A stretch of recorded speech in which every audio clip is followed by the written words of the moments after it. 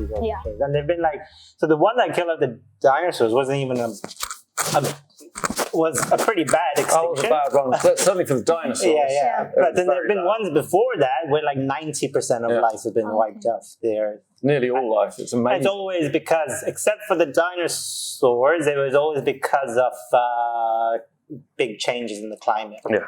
Which is why we are currently living in the sixth mass extinction. Yeah. Right? And again, it's because of, well, humans, obviously. Yes.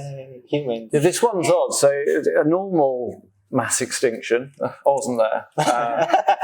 But what we term those mass extinctions, it's important to remember that they're not overnight events. So when we talk about climate change at the start of the Triassic period, which is 250 million years ago, you're not talking all of a sudden or over 10 years it's gone crazy hot or crazy cold. It's that wasn't hundreds of thousands and probably millions of years of change in the climate. Yeah. Then you've got the end of the dinosaurs and the big asteroid. So that kind of was an overnighter. No, not everything died instantaneously, but it was very, very quick in terms of the scale of things. And now the one that we are witnessing now is, while it's not because of an asteroid, our humans' impact on the planet means that it's happening in crazy, crazy fast forward compared to 4 out of 5 of the previous mass extinctions. Our effects on the world are way more. They actually affect it way more than what it was before when. Our effects are so that if you take, I mean, the one that's talked about most is climate change, which is kind of fair enough, and that is accelerating and it is bad, very bad, and it will cause that mass extinction. But the other impacts humans have, so as long as humans have existed, we kill stuff. So take the mammoth, the woolly mammoth.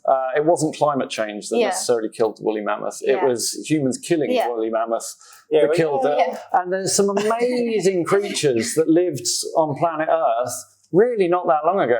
And we call them megafauna. And they're massive, awesome creatures. And all the megafauna is gone. Not because of climate change, but because humans, to people on paleo diets that think they're tree hugging and amazing. Well, those people, sorry, but those people, making new friends, are we? But those human beings were responsible for killing all the animals within their ecosystem. So, and we take the land away. So the mass extinction, and there's some crazy stats out there, like 1 million species are going extinct a month, let's say. I think it's shorter than that.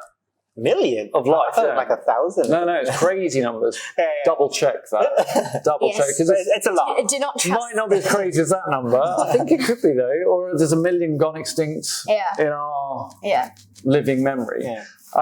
They're not going extinct because of the headline of climate change. They're going extinct because if you look out that window, it's no longer a desert. If you go to London, it's no longer a forest. We're totally changing the ecosystems and landscapes.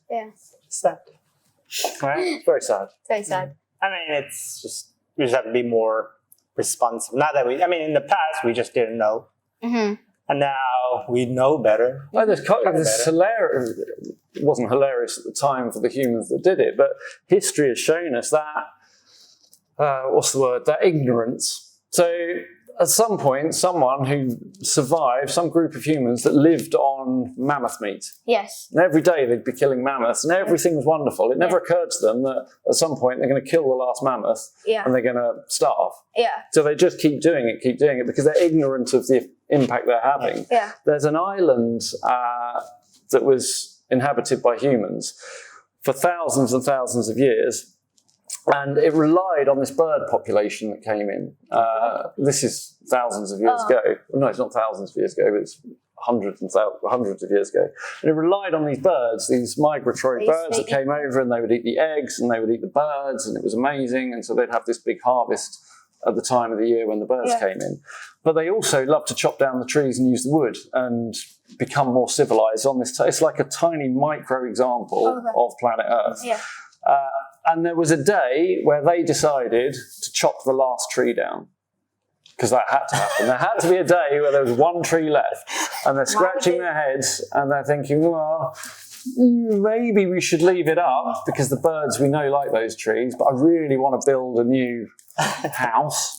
So someone's chopped that last tree down, the birds no longer came back, and that civilization collapsed and died. And it's its own fault. It just killed itself. And everybody died in the end. Ultimately, but the thing about this like climate change thing is like we should be more worried selfishly because it's the planet will be there. Like there's nothing we're going to do that's going to destroy the planet. It just will not probably have human life on it if we keep at this level. It's not like we are doing it to the planet, but then we're doing it back to ourselves. Yeah, exactly. It's like karma. So like, your own house down. So it's like we're saying we're like destroying the planet. No. It'll bounce back. Even in a few more million years, it'll be fine. There'll be new life here doing everything. Humans, however, you might get new dinosaurs. Yeah. Wow. Like it just and then it's like the circle of life. But we won't be here to talk about it. Yeah.